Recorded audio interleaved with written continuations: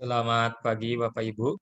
Kami ucapkan kepada para peserta Senam Dimas ke-7 dan pada para audiens. Di sini kami akan membawakan suatu topik dari artikel yang kami susun yang berjudul Pemberdayaan Guru dalam Melaksanakan Evaluasi Pembelajaran melalui aplikasi Mobile Assisted Language Learning atau yang disingkat dengan MAL. Izinkan kami memperkenalkan diri terlebih dahulu. Jadi saya sendiri adalah penulis pertama, Putu Adi Krisna Juniarta, ada penulis kedua yaitu Pak Dewo Putu Ramendra, ada penulis ketiga yaitu Bapak Gede Mahendrayana, ada penulis keempat yaitu Ibu Kantik Sintia Dewi, dan ada penulis kelima yaitu Ibu Tu Indra Kusuma. Jadi kami akan membawakan terkait dengan artikel yang kami susun berdasarkan kegiatan pengabdian kepada masyarakat di tahun 2022 ini.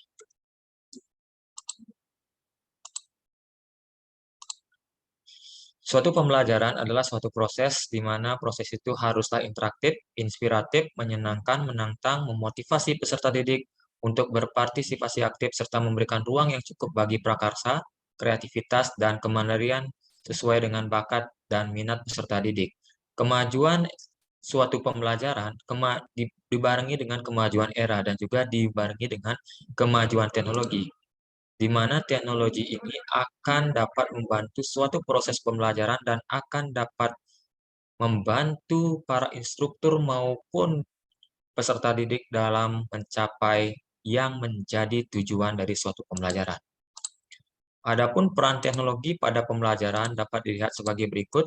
Yang pertama, membangun jaringan komunikasi kolaboratif antara guru, dosen, siswa, dan sumber belajar, menyediakan berbagai lingkungan penyelesaian masalah yang rumit, realistik, dan aman. Selanjutnya, membangun dan membentuk makna secara aktif melalui jaringan internet untuk mencari riset mutakhir, foto, video, ataupun media-media yang lain. Terdapat beberapa platform yang Bapak Ibu bisa gunakan dalam pembelajaran, baik yang bersifat online maupun yang bersifat hybrid learning. Di sini ada beberapa gambar yang nantinya Bapak Ibu bisa lihat ya, dan bandingkan dengan platform pembelajaran yang bisa Bapak Ibu temui pada devices yang Bapak Ibu miliki. Ada Schoology, ada Moodle, Facebook, Edmodo, dan yang lain-lain. Nah, tentunya teknologi tersebut juga dapat digunakan dalam suatu penilaian untuk mengukur sejauh mana peserta didik dapat mencapai kompetensi minimal yang mereka harus capai. Dalam menentukan suatu alat evaluasi, tentunya alat evaluasi ini harus bersifat valid, objektif, fair, integrated, overt, comprehensive, based on criteria, dan accountable, dan juga systematic.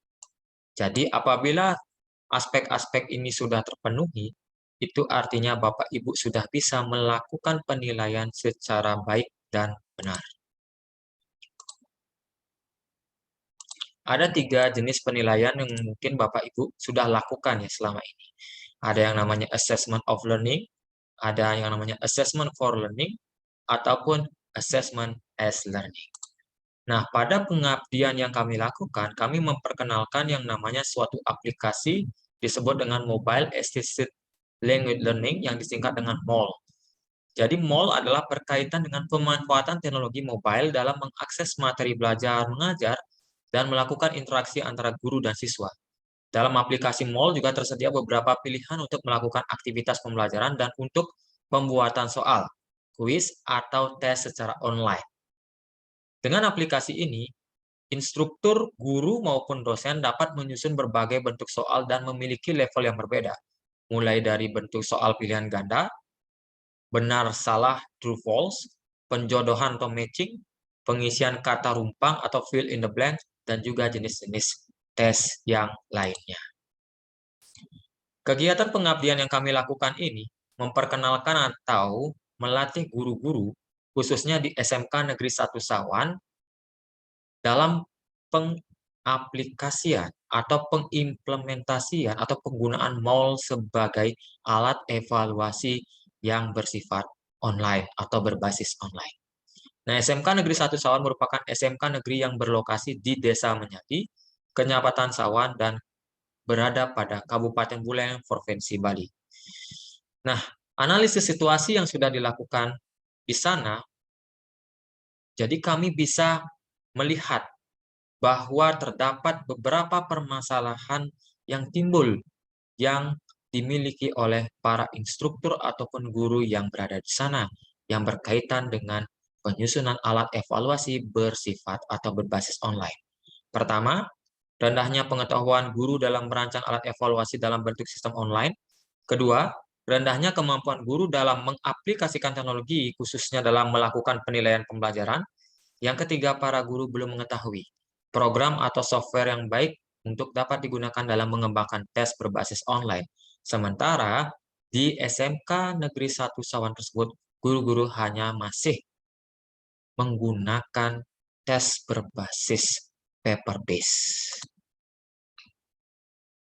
Sehingga kami para pengabdi memiliki inisiatif untuk melakukan pengabdian masyarakat dengan metode kegiatan, penyuluhan mengenai penggunaan aplikasi teknologi MOL sebagai alat evaluasi dalam pembelajaran dalam bentuk sistem online.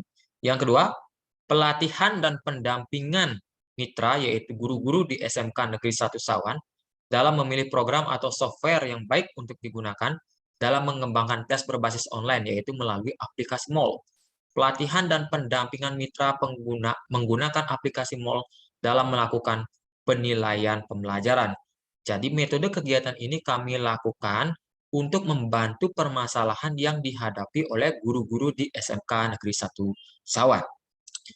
Nah, sebagai hasil kegiatan dapat dilihat di sini, kegiatan ini dilakukan dalam rentang waktu 6 bulan.